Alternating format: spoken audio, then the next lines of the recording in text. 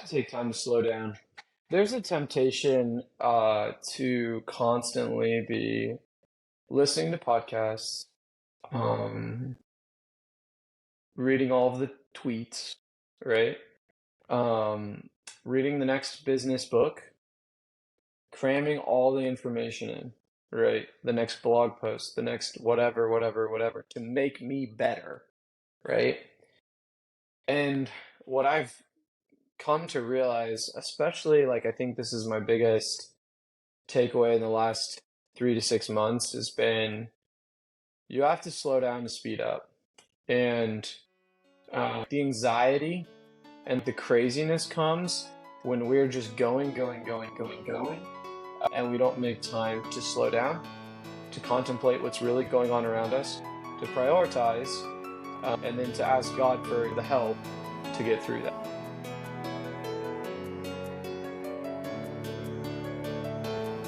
Bryant Suellentrop is here with me. Really excited about this conversation. He's this inspiring young entrepreneur that's started several businesses since being out of college just for a couple of years. You're not that old, but it's fun to have interacted with you on Twitter over the last several years. Thanks for joining me, man. Thanks, man. Yeah, I think when I hopped on Twitter, I was probably 22 or 23, and it's been a few years now, so it's crazy. The time flies. I know. I feel like I've known you for years and years and years, but it's only been maybe 2 years that we've interacted on social media, and I'm watching your family grow, and you're announcing your 3-year anniversary. I'm like, I feel like I've known that guy longer than his marriage has been, but apparently not. Yeah, I think I hopped on Twitter right before I got married. It's pretty crazy how I'm now married. I got 2 kids now, so it's just it's awesome. It is cool to see some of the friendships that I've made there and like the connections that now we're 3, 4 years deep, and some of those connections where you make them once you think they're going to be strong, talk to them again, and some of them I've met multiple times in person and stuff. So really, just it's awesome, really. How many connections have you made off social media? Like interactions have you created? Yeah, I mean, I'm probably somewhere around 30,000 Twitter followers. Um, I would say connections that I've been able to make because of Twitter, it's in the thousands. And I know I've personally done calls. I checked my calendar the other day. I've done calls with over 1,000 people in the last 3 years. It seems crazy, but for a while there, I was doing 6, 7, 8 calls a day. And even though a lot of times we were talking about the services that our company offers, we were also just kind of networking, understanding like what they're all about, how I could help them and that sort of thing. So it's been a huge gift. I think it's given my career a big jump start, but also helped me to make a lot of really good friends. And that's something that coming out of college and everything else, it's not the most natural thing to find good friends and people that are striving after the same things that you are. So yeah, it's been awesome. That's so cool. And your entrepreneurial journey, why don't you just jump into that? So let's start with that. Talk about getting out of college and then starting a business and what that looked like. You did that locally, and then you've kind of built another business that is more a virtual situation. I'll take a couple steps back even before that. So I grew up and I was super fortunate to grow up around both my grandfathers kind of worked for themselves, did their own thing. One had a manufacturing company. I worked there in the shop floors for many years, packaging, building products actually, in the kind of the automotive and RV space. Um, Everything, right? Taking the trash out, all that sort of thing. And then the summers I wasn't working for him or odd times, jobs and different times, I was working for my other grandfather, who my dad worked with, and he did a little bit of real estate. And so I got to do a lot of like tenant turns, right? Like demolition, right? Like a pet grooming place is leaving or it's coming in, and we're gonna turn it into a coffee shop or whatever, right? So demolition, painting, window cleaning, all those sorts of things. Got to do a lot of those growing up, and it was awesome. It taught me a lot. Taught me how to get on a commercial roof. Like everything. That sort of thing is just a really big gift. So then I went off to college. Wrestled for a couple of years at a school near Kansas City. It's actually in Atchison, Kansas, called Benedictine College. Um, Wrestling was not for me, at least at the college level. I mean, I loved it, but studying for a finance exam while also cutting weight, whoo, not my favorite thing, right? So quickly kind of transitioned out of that and into just focusing on school, studied finance and economics. But while I was doing that, kind of side hustled the whole way through that for beer money, basically. I was building websites. So different, I actually worked for, did some stuff with some political action groups, like some weird random opportunities that I kind of just came across. And and other small businesses, right? I'm talking $300 to do a website. I mean, I was charging nothing. I was like, how many packs of Coors Light can I buy with this website? Enough. That's the answer. And so kind of like muddled through that. It was a good time. And then when I graduated college, I entered outside sales. So I went to work for my grandfather, the same one that I was talking about that I worked for a long time. And I, worked for him for about a year. But then this thing happened, COVID, global pandemic, super fun. I was doing outside sales. So I was essentially a commission-based sales rep. And when the pandemic happened, we were, how do I put this? We were more of a traditional company, not super hot on Zoom and stuff like that, right? So there were some weird things happening there, and like maybe I didn't know what was going to happen. And turns out they go on to have some of their best years ever because the RV and marine industry during the middle of the pandemic took off because everybody could go outside. But I didn't know that in March of 2020. So my wife, fiance at the time, was living in North Carolina. I thought I'd move out there and start a cleaning business. Yeah, you can't end it there. I mean, tell us what that looked like, starting a cleaning business from the jump. And I Yeah, so yeah. go ahead. Sorry.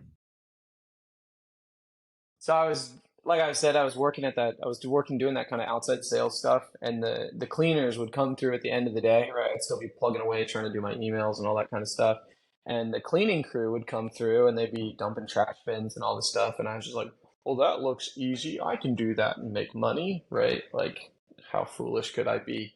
But so I kind of go talk to my grandpa. Hey, how much do you pay those people, right? Are they do?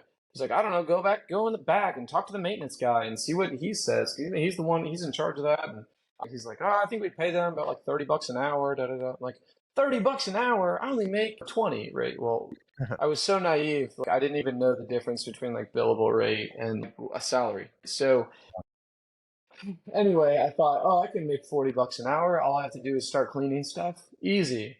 So I literally moved out to North Carolina in the middle of the global pandemic. I threw up a website. Remember my web design skills from back in college? I remembered some of that stuff. And so I built this little website. I get an inbound lead.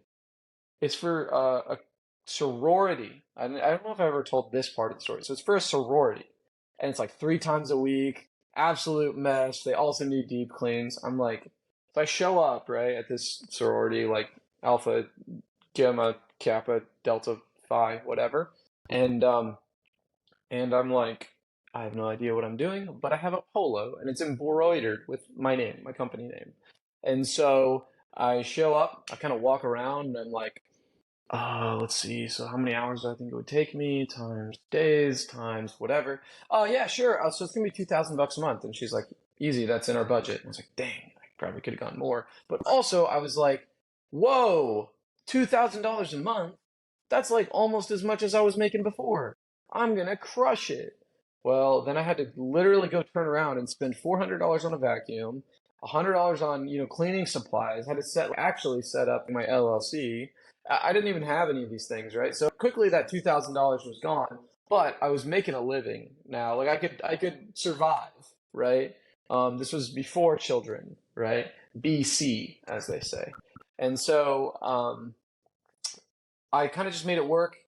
Long story short, I kind of keep growing that company. I keep meeting people, making more connections in that area. That was Eastern North Carolina, to the point where I had 20, 25 employees at a given time. And I Loved it, but I also hated it. It involved a lot of late nights, cleaning, managing people. You know, I there's a lot of people in America that have it really tough. And those are the types of people that are usually taking cleaning jobs. Like, just to be totally brutally honest, um, it's tough to find good workers. And I have a lot of empathy for them. But for me, I couldn't juggle all of these cleaners and all these headaches and everything. And it went really well. We were doing tens and thousands of dollars a month in revenue. It was awesome in that sense. But um, I was coming home a lot of times at like midnight, 1:30. I would dread, like I would just freak out because I'm like, man, are they going to set a fire alarm off? Or are they going to make a floor too slippery? I just had so many things I was worried about. Well, I actually hired a virtual assistant at the recommendation of a friend because I was so strapped for time, essentially, because I was still doing everything. I was managing the people, I was sending invoices, I was following up, I was doing collections, I was trying to get new customers. And so it was just an absolute nightmare. And if any of my employees quit, it was like all hell broke loose, right? Because I wasn't actively recruiting because that was one of the things I also had to do. So, at the recommendation of a friend who had a company that was doing a few $1 million a year in sales, I hired a virtual assistant in the Philippines. At the time, I was like, what is the Philippines? Now I have a Filipino sister-in-law, right? So it's like I figured it out. Um, but yeah, I hired this girl in the Philippines. It went terribly. And so I basically hired her, and didn't make sure she had the right, equipment, didn't make sure she had a good internet connection, all these sorts of things. And so, like, everything that could have gone wrong went wrong. But even amidst all of that, I was still able to hire a very affordable employee to work for my business and start to take stuff off my plate. So that's kind of how I got into the business I'm in now, which is a virtual staffing company.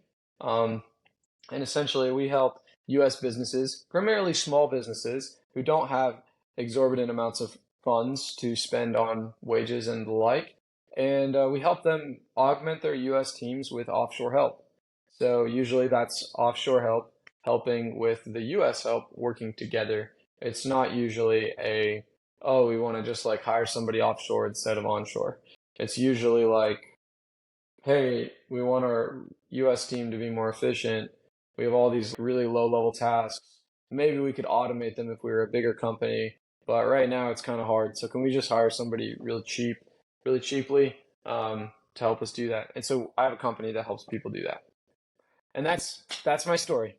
It's a young story because you're young. You're mid-20s, I assume, and you've grounded out. You've done a great job, and I would imagine your funnel that you've built through social media is pretty exciting. When you have people contacting you from all over the place to figure out how you can serve them. So it's interesting. Brent Beshore is a Mhm. great friend of mine, and I know you know Brent probably from social media connection as well. He runs Permanent Equity, but he running a small business is kind of like a knife fight. He's got my mind around Yeah. that idea that it's just a constant battle to keep afloat, keep everything going, managing people, dealing with issues, going through all those pieces. It's really interesting. And something I read on your LinkedIn, and I'm going to hop to this part of unlocking potential. When you started your janitorial business, which I think from one perspective is really important for kids to learn and know, is that you aren't too good for a certain type of work. So, you started a janitorial service off of just watching some people making a little bit of money in the background and moving.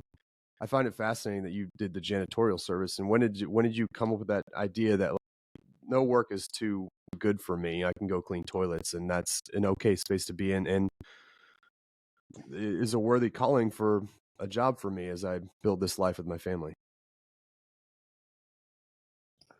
Yeah, I was really fortunate. And this is not something I've talked about a ton on podcasts or any social media, really Twitter in general, is just I had parents and family who really like raised me well, and they really raised me in a way that saw dignity in everyone, in every work. I've always believed that all work has dignity. We're humans, we're made in the image and likeness of God.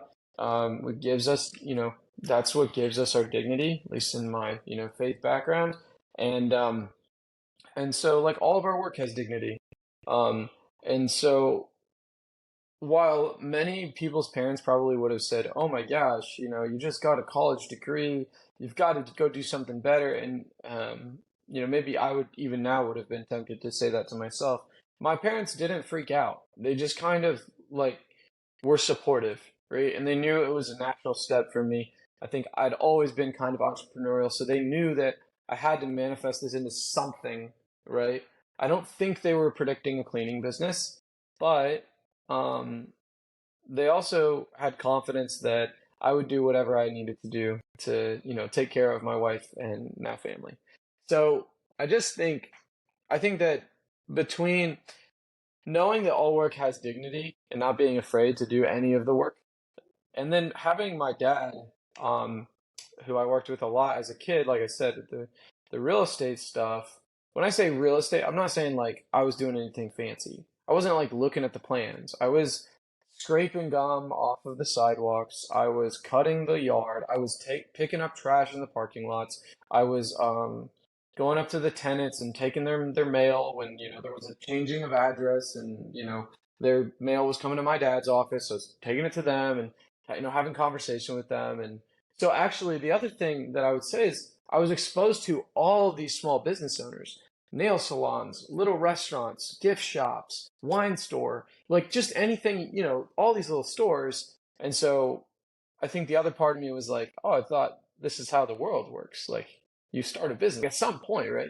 You got to go start a business. And I think we're not too good to do anything. And if my family needed me right now to go dig ditches, if that's what my family called me to do right now, if that's what God was calling me to do to provide for my family because there was no other options, like that's what you do. Just a good reminder for me to tell myself that too. That's so fascinating. I left my comfortable job to do this media company. And just this week, my father-in-law, who's one of my best friends, I just have this beautiful relationship with my father-in-law. And he bid this job here locally around where I live. He's a painting contractor to paint this building. And so he needed some extra hands. So the last several days, the last week really, I've been digging ditches around this building so he could paint. And yesterday I was in a lift 20 feet high in the air, painting, holding a border so we didn't get paint on windows for the painting around this building, because my father-in-law is a huge blessing to me and I want to help him, and he needed manpower for this big job here in town. And you do whatever you can to make ends meet. And I missed some really important meetings around the state as an elected leader, but my family needed me to be involved in the grunt work of our family's businesses. And sometimes you got to step up and you have to do that. And that's why it was fascinating. That's why it stuck out to me that not only did you start a janitorial service, but the mindset that nothing is below you. You need to be able to take on work that people may look at and say, why are you doing that? I saw another person while I was going to meet my wife at the bank to notarize some document we had to create. And he's looking at me and he knows I'm a state senator, but he doesn't know what I'm doing outside of the legislative work. And I have paint all over me. It's like all over my hands. It's all over my face and everything. I probably look just crazy. He's like, what are you doing? I'm like, I'm painting. I'm helping my father-in-law paint.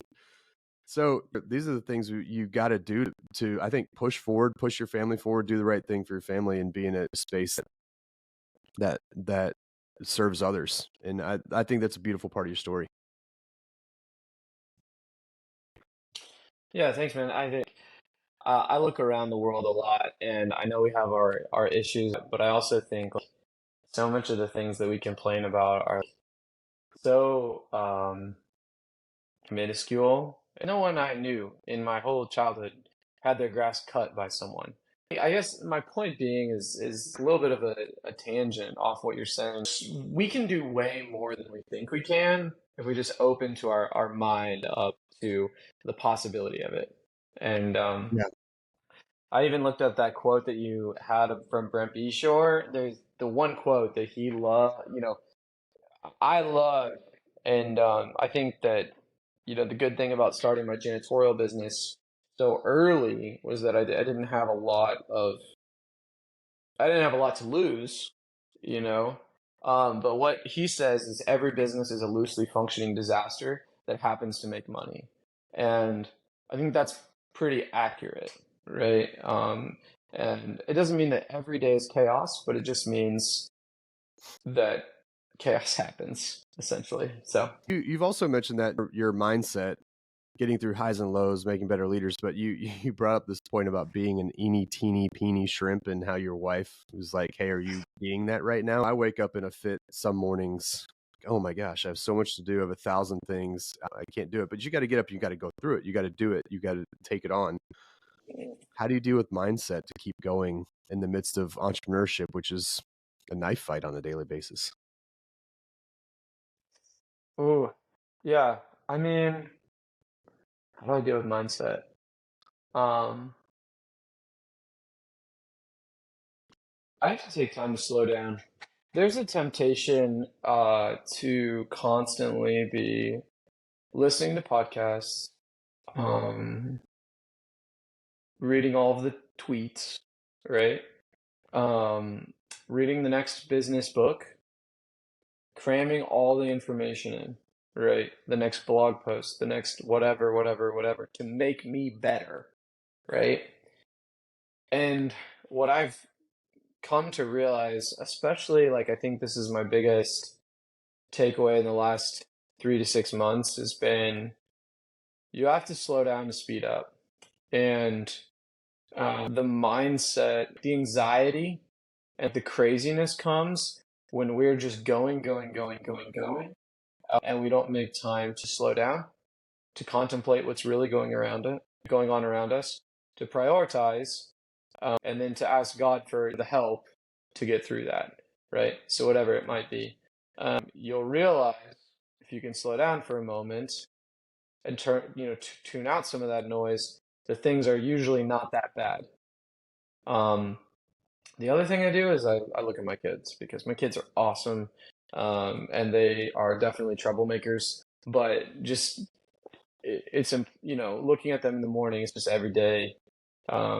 It's just a great reminder to smile, and they do crazy things that make me laugh. I mean, yesterday my kid was absolutely. I was cooking, and again, had my headphones in. I shouldn't have had my headphones in, but I had my headphones in. I was listening to some podcast, and I guess it was totally fine and innocuous. But I turned around, and my kid had gotten into the pantry right behind me, and he was covered in cornstarch. He poured it all over his head. He was white. He looks like the cocaine bear from that movie. Oh He my was. He was. It was hilarious. So of God. course, what I do, I take my Hair phone out and thing snap a to couple like, pictures. But then family and faith, like that's what keeps you from taking the business stuff too seriously. Even though it is really weighty and you're also managing other people's lives in a lot of ways, you also just need to realize that a lot of things are out of your control and to make peace with that. yeah, it's really hard for me to not take the cocaine bear tangent really quick, but I'm going to lay off of that one because I just think I should. But your faith part, where has that shown up as you've taken these leaps, moving to North Carolina, starting a janitorial business, building your family? Where has it really shown up for you? My faith has been there with me all the way, all the way through. Um, growing up, um, we were always raised going to church. Even when sometimes it was hard for there's always like just little hard seasons for you. Looking back, it's like you see, oh, that was probably a hard season for my parents for whatever reason. They still always took us to church every Sunday. Um, grew up Roman Catholic, and I'm still very Roman Catholic and devout in my faith, but that's the faith tradition I grew up around, and so I also was fortunate to go to schools that supported my values, and really special schools in Wichita, Kansas that um, are made possible through the community and the tithe. And so what I would say is, we didn't have to pay like a huge tuition, and I got to be around kids who shared my faith, but also were not necessarily loaded. right? A lot of kids that were getting free lunches because they were, below the poverty line, whatever it might be. So I had a really great faith upbringing, and then I actually went to a Catholic college, which was very fortunate. And just to know other people, other college students, is not the norm to have a lot of college students around you that like love God, and really care about that and really think about that first and foremost. And so, of course, that's where I met my wife. I met her on the first day of orientation, perhaps a story for a different time, but and that was extremely formative for me. And then, as far as entrepreneurial stuff goes, um, I think that I always knew I wanted to be a really good father and involved in my community and helpful to those around me. And business is a good way to do that. So that was a big driver in me wanting to have what I think of as a not less significant, but a strong impact, a big impact on the people around me. There's so much dignity in every job.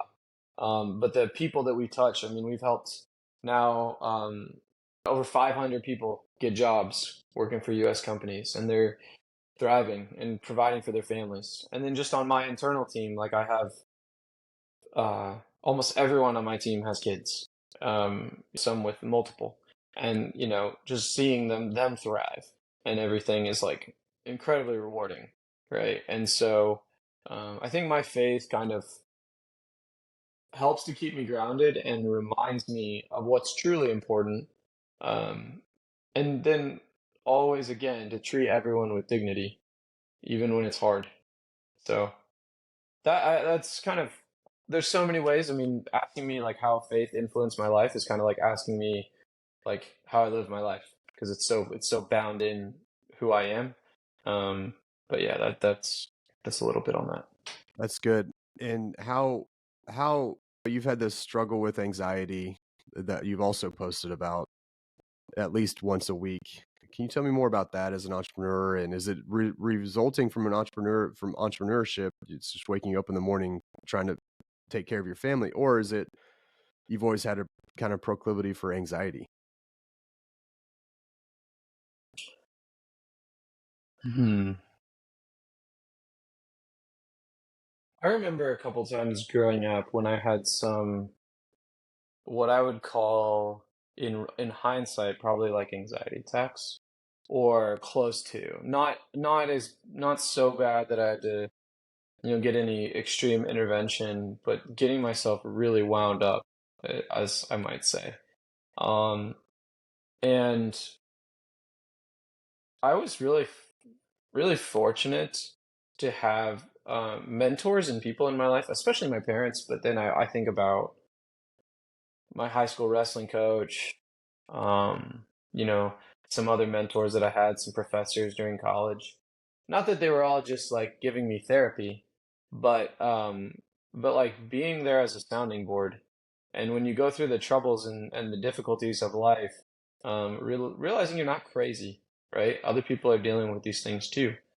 And so I think particularly a few years ago, I'll speak on this kind of more acutely is I got married, right? Just celebrated 3-year wedding anniversary, and I had moved to North Carolina, and I was telling my wife it was pretty lonely. Like I don't recommend being like taking the lonely route. I don't recommend um what we might sometimes think of as like American individualism. Like it's good in a sense, right? Put things on your shoulders, carry a load. But it's also bad in the sense of that load can feel so exhausting when you realize that, oh, there's other but then you realize there's other people also carrying their load. And they're also there to help you, right? And you can work together. And so I would say now I don't struggle with anxiety so much. There's tenuous points for sure, but they're more regulated. And I think that's mostly from having a good community. I have a lot less anxiety. And then the times when I think back, when I really did struggle with that more. So I went to therapy the end of college for like 3 sessions, and it changed my life actually. And I wish I had the book. It's called The Feeling Good Handbook by Burns. I don't know, maybe you can link it up or something. I think his last name is Burns, I believe. And it basically just was a book that talked about how, we experience emotion, or we experience things that come into our life, and then we get to choose how to react to those things. And it gives you a lot of tools to working through those. And this therapist said, I don't want to see you forever. I mean, by all means, like if you need to keep coming, keep coming. But my goal is to help you like move through this. And she gave me this book, The Feeling Good Handbook, and it's probably this thick. It's a big, meaty book, several hundred pages, or at least a few hundred pages, and you just kind of work through it. And I would recommend that to anyone who struggles with anxiety. We will definitely link that in the show notes. It's interesting that you bring up loneliness. Every conversation I've had thus far, we've talked about the epidemic of loneliness, especially in men, because I think we have disinterest because we've been taught to have a disinterest in being vulnerable in any way, really to show any sign of weakness, which is a problem. It's been handed down by our parents. My dad is certainly that way, and my grandparents certainly were that way. But at the same time, we were made, I really truly believe through my faith walk, that we were made to be in community. We were made to be known. We want to be known. And for men to deny that, it creates some real problems in the mental health space. And we're seeing that playing out. Suicides are through the roof, especially in military. They've gone through some real trauma. Like, we're just handling trauma poorly in our country, really poorly. My wife is a counselor, so this is just stuff I know as an outset of just being married to somebody who knows what she's doing in this space. But especially for men, I'm just very concerned because I think men are lonely, and it's the anxiety and Mm-hmm. the stress of the world, and then not working in community. Pandemic certainly exacerbated the problem because it prevented us from being in community or being around each other and having interactions where you can actually figure out where people are at and how they're doing, and see and lean on each other for support. So it's really interesting you bring that up. And I know I brought up the anxiety piece, but it seems like a theme that I'm talking about a lot. Yeah, that was the other thing. So we had a hugely positive impact when we started, or like it had a hugely positive impact on me when we started to just invite people over to our home. Um, as you grow up in regular old society, like the way that we operate, it's like grade school, you got your classmates, middle school, classmates, high school, classmates, you do everything together, 8 hours a day. College, you have a little bit more freedom, but you're still pretty structured, and you're living a lot of times like right next to the people that you hang out with. Then you go to the real world, and it's like, see ya. And if you're doing remote work, it's like even worse. And then a lot of times people are moving across the country, so they've lost almost all of their childhood connections. And so, yeah, I mean, there is an epidemic of loneliness. And I don't think that the solution probably is just being like super like ushy mushy vulnerable, Yeah, but agreed. it's probably just being willing to admit that like, I want a friend right now. Like I need a friend right now. And not just looking for that. Like I know a lot of young guys that are married, not just looking for that in your spouse. You know? Hmm. That's a lot for them to carry. Like if you're already struggling, if they're dealing with you, and not like marriage, you need to work together through things, but like if they're dealing with you struggling, and then you're gonna try and put the burden on them to be like, listen to everything that I have, right now that I'm dealing with, on top of all your other responsibilities as a, wife and mother, that's a lot. That's a big ask. So you need to cultivate these, especially like male to male friendships. I feel like those are particularly helpful. And what I would say about those also is like they take a really long time to form. So the more you do together, um, the better off you'll be. And my recommendations would be have people over to your house for beers or drinks. Go get an appetizer, with a friend after the kid's gone to sleep. You know, like you're just do it. Um, find some activity. A lot of people like golf. I don't really, believe in that, but disc golf is great. Um, so go to the park and walk, and as men, it's obviously much easier a lot of times for us to do something while we're, getting to know each other, right? Rather than just sitting across from, having a coffee. It can work sometimes, but I like disc golf better.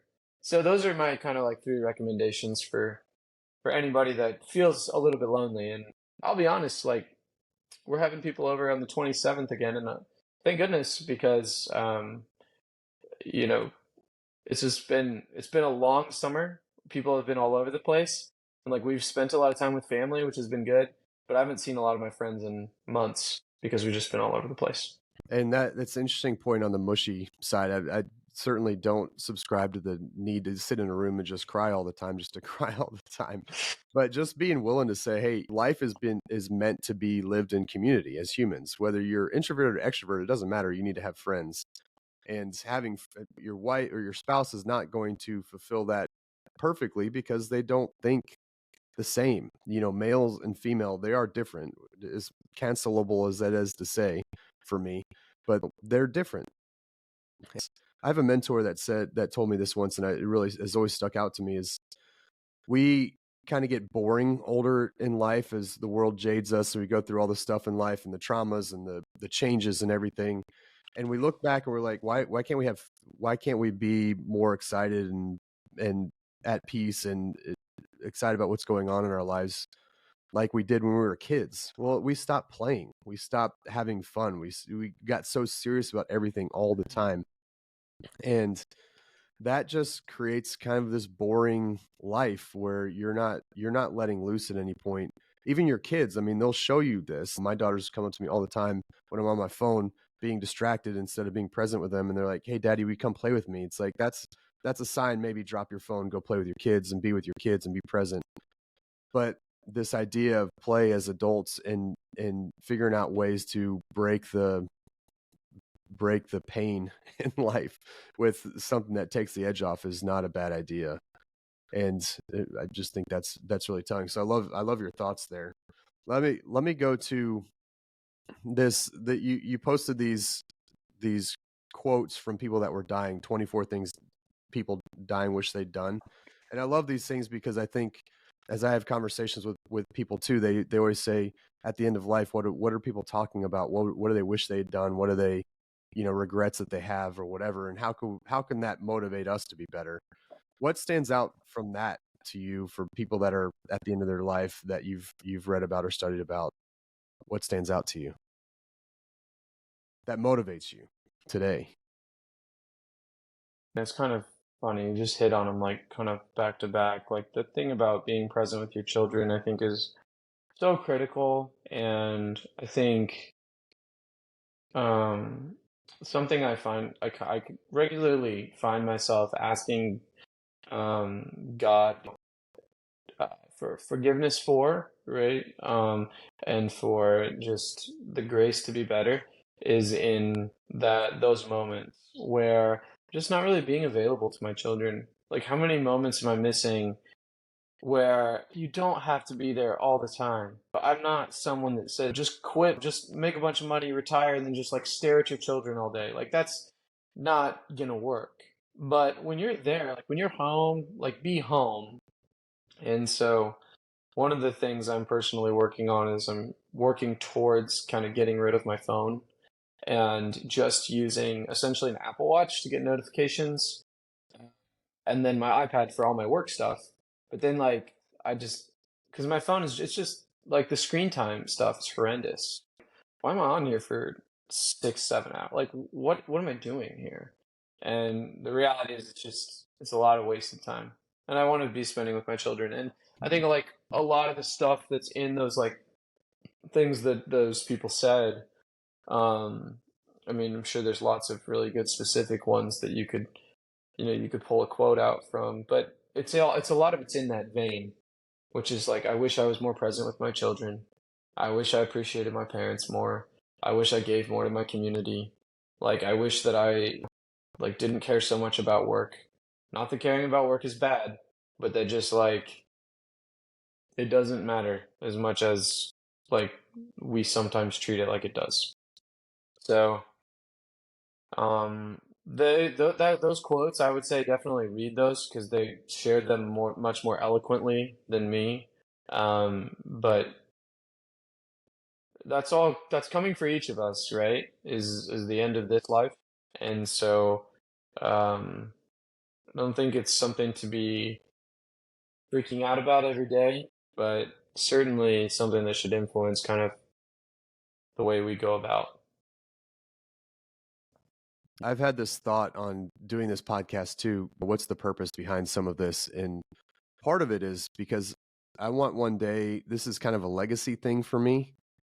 And I want my kids one day to hear what was interesting to me and to hear from the network that I have, the people that I really want to talk to and have conversations with, that I want my kids and my grandkids hopefully one day will, maybe one of them is nuts enough to listen to these long conversations and get a nugget of wisdom like, oh, people that are dying or at the end of their lives have regrets about not chasing their dreams or not Hmm. making hard decisions to be around their family or not moving or Hmm. traveling when I should have taken that risk.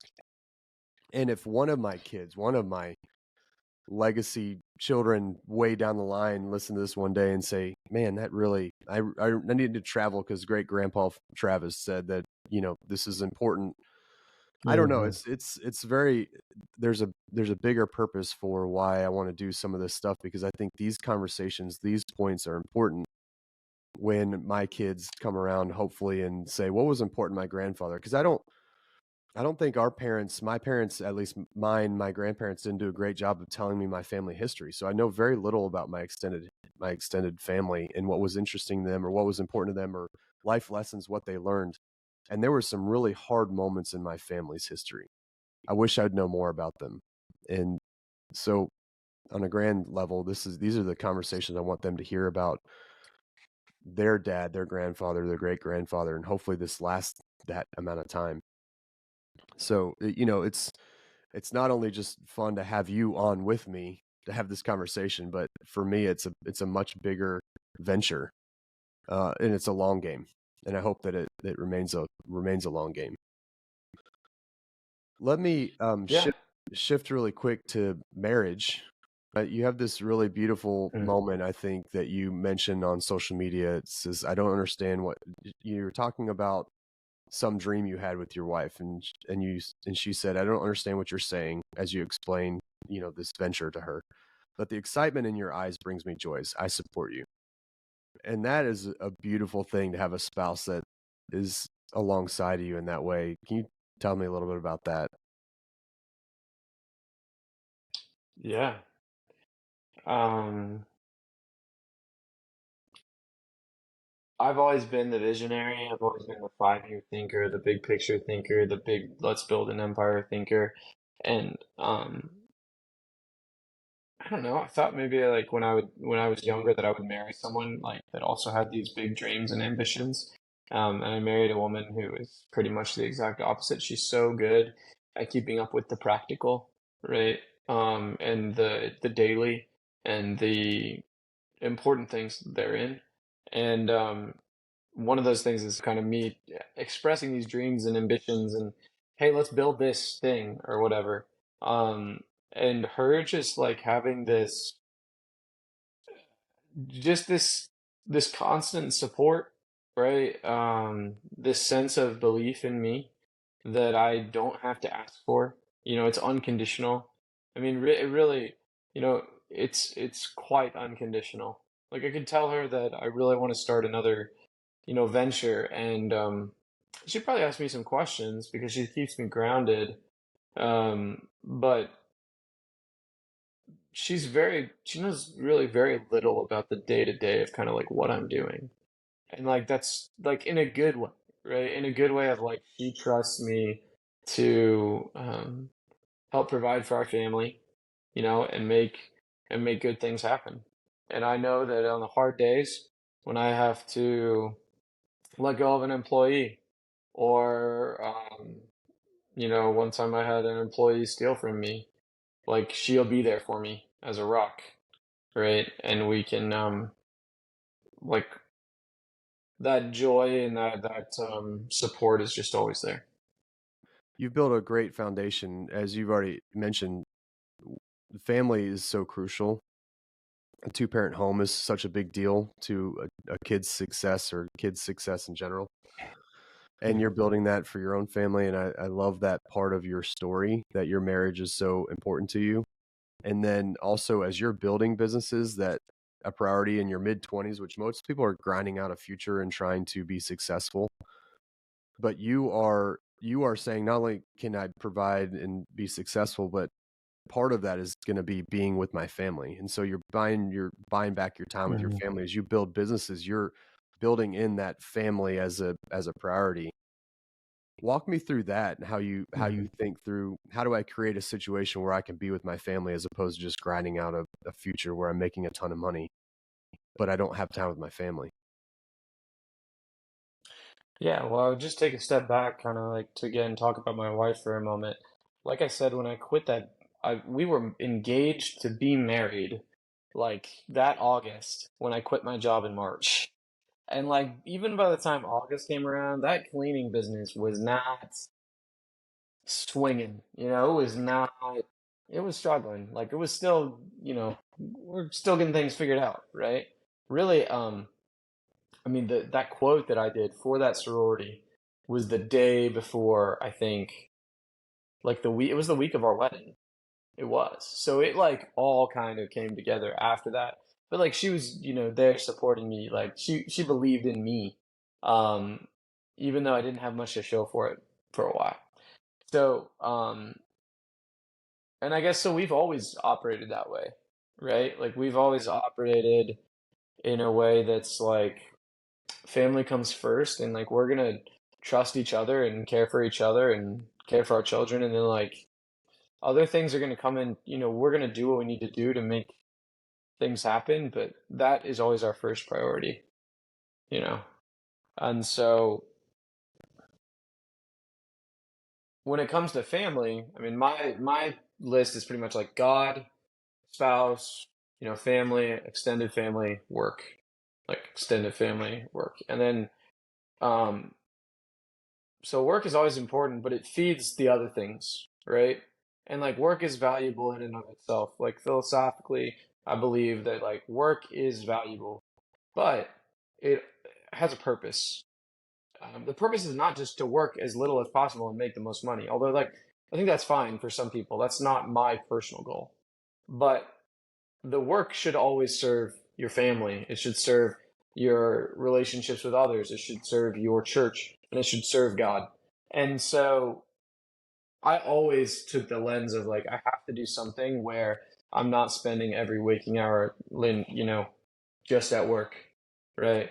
Um, that's always been in me. That's always been a gift that I was given, and to some sense, I also have such deep admiration for the people that do pour out their selves into their work and like our military men and women who go on deployments for months at a time. They don't see their family. Like that's obviously honorable, and men that work on oil rigs and can't get back to see their families too much either. Like we need that. We need all of that.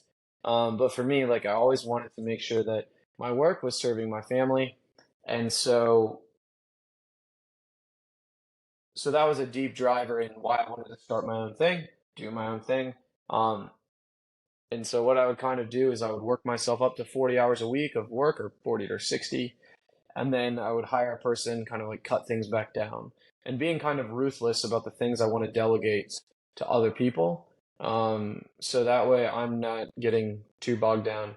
And I also have this incredible gift of not being the most intelligent person that's ever walked the face of the earth. I have a lot of heart and I am fairly sharp, but there are a lot of people that can do things better than me. And so employing them when it makes sense.